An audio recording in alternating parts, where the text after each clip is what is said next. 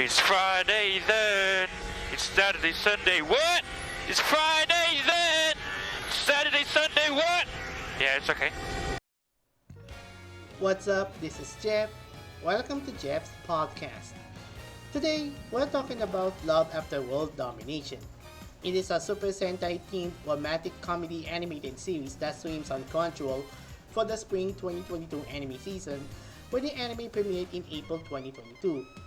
I was watching Power Rangers back in the 90s, from the Shield Ranger inspired of the first season produced by Saban to the latest season of the franchise, which is Dino Fury, and Hasbro is taking over the Power Rangers toy lineup after parting ways with Bandai. I'm going to tell you about the show, and it is a Romeo and Juliet Super Sentai mixed romantic comedy. Love After World Domination, also known as Koi wa Sekai Shifuro no Atode, is created by writer Hiroshi Noda and illustration by Takahiro Wakamatsu, serialized in Kodansha's monthly shonen magazine in October 2019 and released in 5 book volumes. The story centers on two organizations, the Gelato Forces and the Secret Society Gecko. The Gelato Forces are the good guys, led by Fudo Aikawa, aka Red Gelato. He's the leader of the group and a workout enthusiast, kinda like Manchio Naruto from How Heavy Dumbbells Are You Lift anime. And the Secret Society Gecko are the bad guys, led by Desumi Makahara, aka Reaper Princess. She's a soldier known for her superhuman strength, and she likes to date with Fudo. Despite their inexperience with romance, Fudo and Desumi strive to make their relationship work while avoiding suspicion from their comrades. With their loyalties divided between each other and their respective sides, the couple will have to stay on guard if they want to keep their love a secret from the rest of the world. Is it me, or is the show king inspired by Gekiso Sentai Power Ranger in 1996, where Yuji Kishi fell in love with Beauty Sonnet, although at first she only loves his Red Racer alter ego and is eventually able to confess his love to her. He later becomes a very brave, heroic man who was willing to risk his life to fight as Kyosuke and not Red Racer to prove his love for Sonnet. Yuji is played by actor Kyosuke Jinai, and Sonnet is played by Rika Nanase, although Nanase is a former Japanese adult video actress, also known as JAB. Come to think of it, one of the creators of the series is actually a Super Sentai fan, and he wanted to make a manga series more Sentai realistic, since most of the genres from the superhero-themed comic book, such as Korei Horikoshi's My Hero Academia, since has been a trend for years.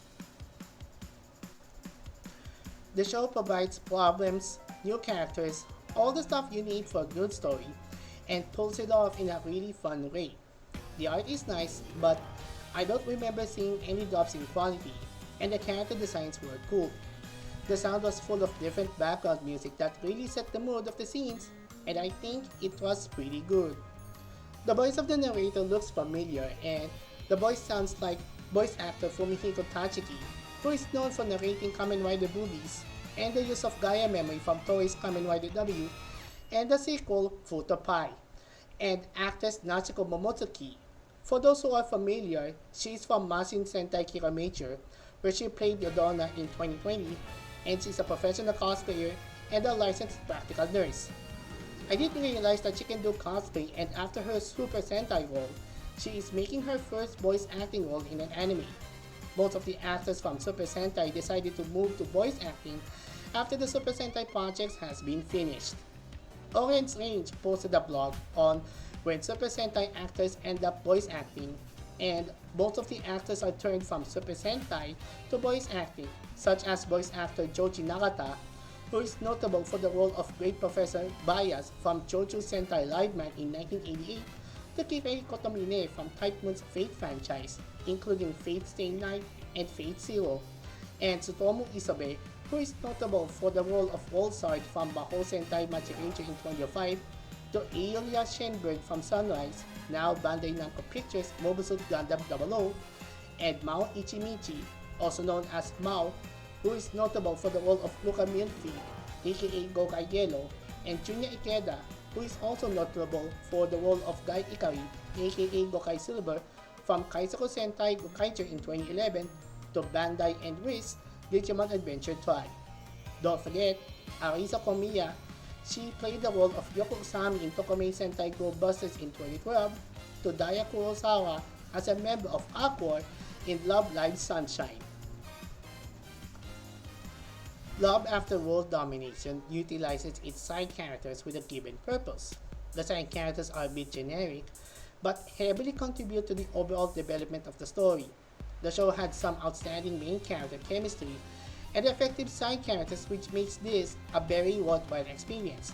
However, its animations and plot contrivances are slightly detrimental to the immersion of the show.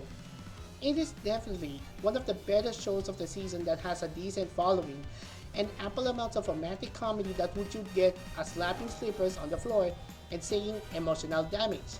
That is more true than most. Dogs inflict some emotional damage of the good kind. It's entertainment worthy fun and doesn't take itself seriously. For the relationship works wonders and navigates like lovebirds wandering onto a treacherous path and carefully treading it to reach paradise. Before the end of the show, I would like to shout out to Grid Saricha Speed Drive E-Man, also known as Shariban Spike RX. He is a Super Sentai fan and he wears plenty of armors, ranging from Super Sentai, Kamen Rider and Metal Heroes, to Gridman, and his latest creation is Full Power Gridman from Trigger and Subaraya Productions' SSSS Gridman. You can check out on his social network site on Twitter, which is _GridSaripion_ for armor updates, as well as other Super Sentai and Kamen Rider community such as Soren Fogaban, Miko Cruz, and Chris Cantada. For Chris Cantada, you can check out Chris Cantada Voice on YouTube. As an added bonus, the video clip inspired from Kamen Rider Kabuto that can be seen from the third episode of the animated series has been featured. You can check out my video right after this clip. If you have comments or suggestions, let us know in the comments. Follow Jeff11 Manchester on Facebook, Twitter, and Instagram. Subscribe to youtube.com/gifaboy and like Jeff's podcast, which is facebook.com/Manchester News. Well, that's about it for Jeff's podcast. This is Jeff. We'll see you in the next podcast.